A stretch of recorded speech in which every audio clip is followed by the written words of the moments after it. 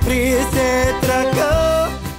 Bonjour tout le monde, ici Drake Leblanc et Ken Doué. Et on est ici à Maison Stéphanie dans Arneville, la Louisiane. Est-ce que is this Arneville? Okay, all right. I'm gonna restart. Okay. And then you can say dans la paroisse Saint-Martin because we're in the St. Martin parish side Gotcha. of Arneville. That's Saint Landry. Dans la paroisse Saint-Martin dans Arneville, Louisiane. OK. Sur le Bayou Teche. Sur le Bayou Teche. OK. Bonjour tout le monde, ici Drake Leblanc et Ken Doué. On est ici sur le Bayou Teche, dans la paroisse Saint-Martin, dans Arneville, à Maison Stéphanie. C'est trop beau. On va voir des images de drones et toutes les belles photos qu'on a prises. Et aujourd'hui, Kim, je veux parler un peu de l'idée. C'est pas une idée, c'est la vérité. Qu'on a un gumbo qui se passe dans la Louisiane. Beaucoup d'identités différentes qui existent dans l'histoire et même jusqu'à aujourd'hui. Donc, est-ce que tu peux dire à nous plus de c'est qui est dans la Louisiane, qui habite ici, qui habite proche de les bayous, il vient d'où? Comment il arrive à la Louisiane? C'est ça. Oui, c'est un peu l'histoire, c'est très intéressant. Beaucoup de gens pensent que c'était les Acadiens qui sont arrivés ici, mais il y avait vraiment des Français qui sont arrivés, et aussi des Allemands, des Italiens. Il y avait, comme Drake a dit, un gombo.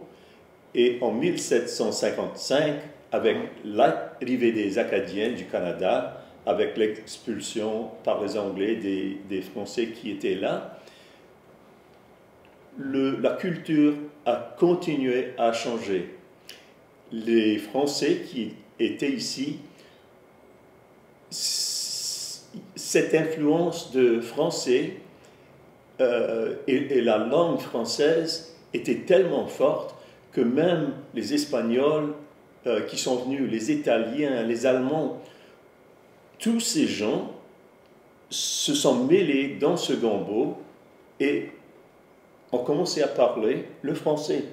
Alors, par exemple, les noms de famille, les Campagno, les Viator, des noms pas français. Maintenant, on pense que c'est les domaines, les Dominguez. Tous ces gens continuent à parler le français aujourd'hui à cause de ce mélange de Français de France et des Acadiens. Nous, dans ma paroisse Saint-Martin, on parlait français à la maison. Mais quand on parlait français, ce n'était pas le français standard de France parce que c'était une vieille langue pour nous. Les gens qui sont venus parlaient à l'époque le français et nous, parce qu'on était tellement éloignés de la France et du Canada, nos mots ont resté des mots souvent, des mots, par exemple, pour dire mettre une corde sur le cheval pour tenir le cheval en place, nous on dit amarrer le cheval. Amarrer, c'est un terme naval.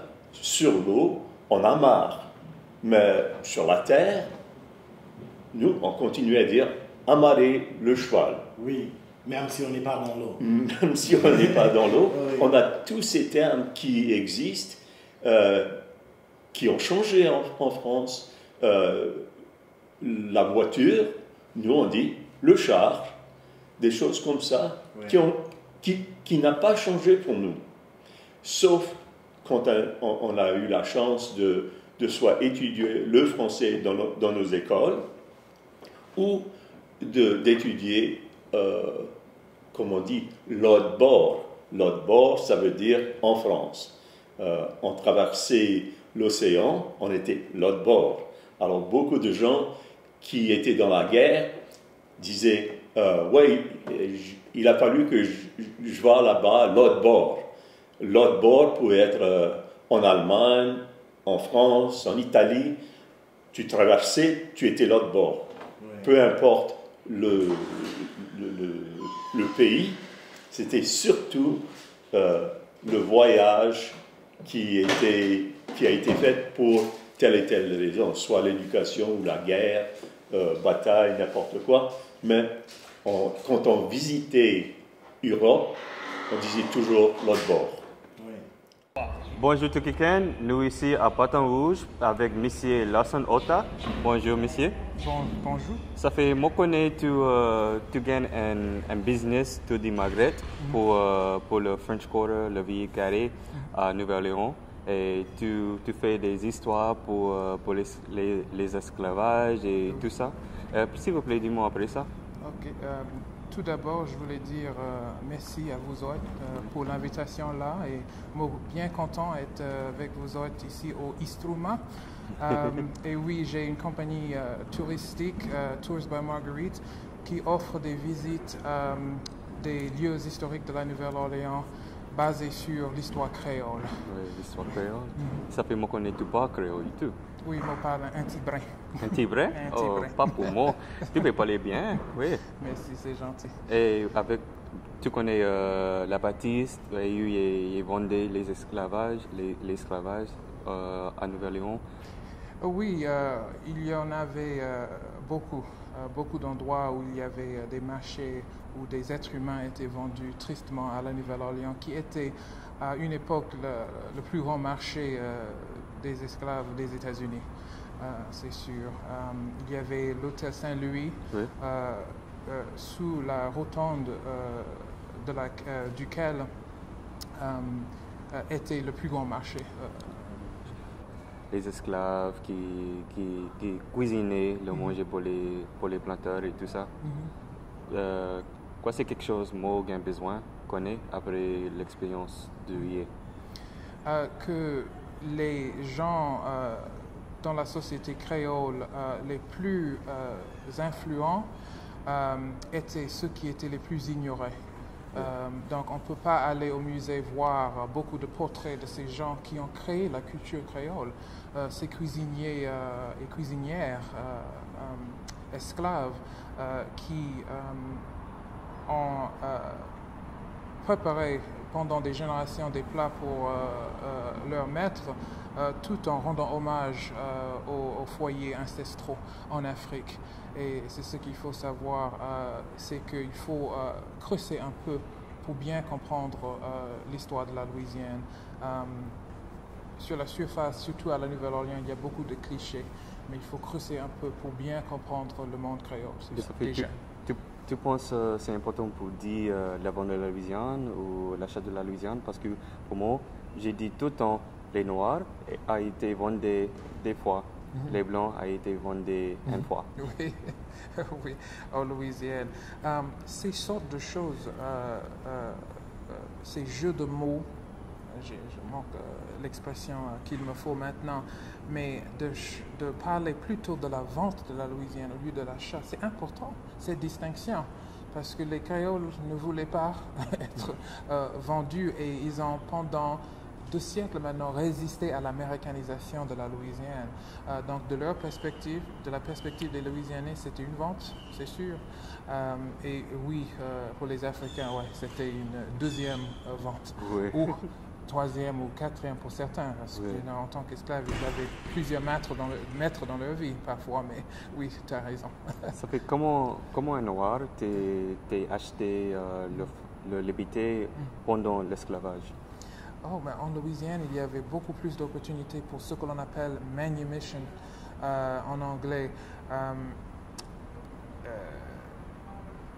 Tout au début, il y avait des esclaves qui avaient bien lutté dans des guerres. Donc la Compagnie des Indes a libéré quelques esclaves. Je pense que c'était Bienville, le fondateur de la Nouvelle-Orléans, qui a libéré les premiers esclaves libérés en Louisiane.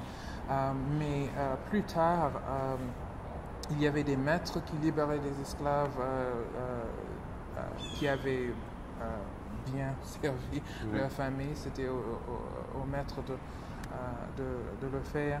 Mais d'autres qui vendaient des calas de petits gâteaux de riz dans les rues de la Nouvelle-Orléans, des soi-disant pralinières qui criaient belle praline, dans les rues de la Nouvelle-Orléans, qui en vendant leurs gâteaux, leurs calas, leurs pralines, ils ont gagné assez d'argent de se libérer ou de libérer un membre de leur famille. Ça fait, tu penses, la discussion de l'esclavage? Nous allons parler après ça? Nous allons gagner cette conversation aux États-Unis aujourd'hui? Oh, absolument. Absolument. On n'a jamais traité de ce sujet aux États-Unis, pas comme il faut. Non. La contribution des Africains aux États-Unis en général, en Louisiane en particulier, depuis le début a été complètement oubliée. Il y a des années, on parlait de la cuisine créole, mais souvent de la cuisine française, parce qu'il s'agissait des francophones. Le gumbo était fait par des francophones, mais ce n'est pas un plat français. C'est un plat que les Français ne reconnaissent même pas quand ils arrivent en Louisiane. Je peux vous dire que j'ai parlé avec beaucoup de Français pendant des années, et les Sénégalais qui s'installent en Louisiane, qui visitent la Louisiane, sont chez eux à table ici. Donc je pense que la plupart des Louisianais, même ceux qui veulent garder la culture, qui célèbrent la culture créole et cajun, connaissent pas à quel point on a été influencé par les Africains.